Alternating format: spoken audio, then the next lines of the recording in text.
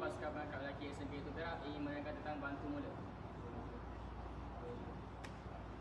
Antara alatan yang diperlukan untuk melakukan bantu mula ialah kain andung untuk bahagian yang patah.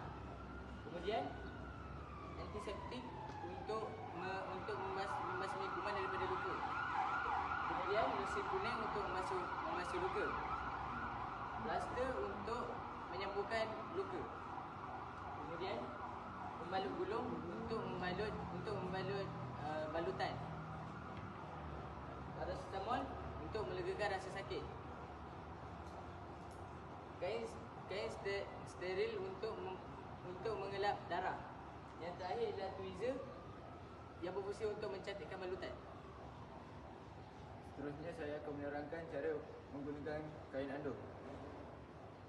Masukkan kain di bahagian dalam tangan. Naikkan kain ke bahagian belakang badan mangsa. Lalu lakukan ikatan kuku silut.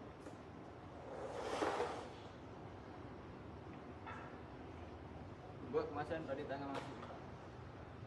Ambil bahagian terlebih pada belakang siku. Gulungkan dan rapatkan ke siku. Ulurkan 3 jari mangsa.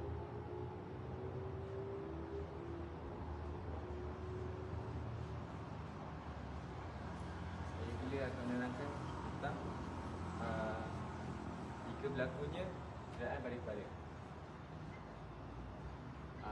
Pertama, balutkan kain andung di kepala mangsa.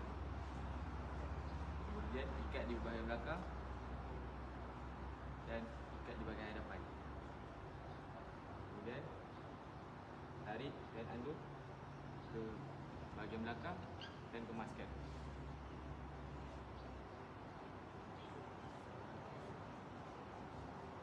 Saya akan menerangkan tentang jika berlaku kemalangan.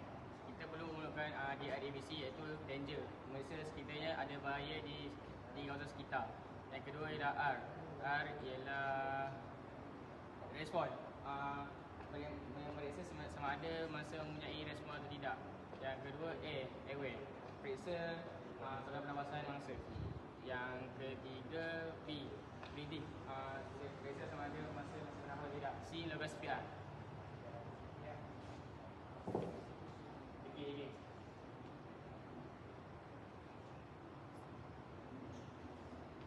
Kami telah siap melakukan bantu mula.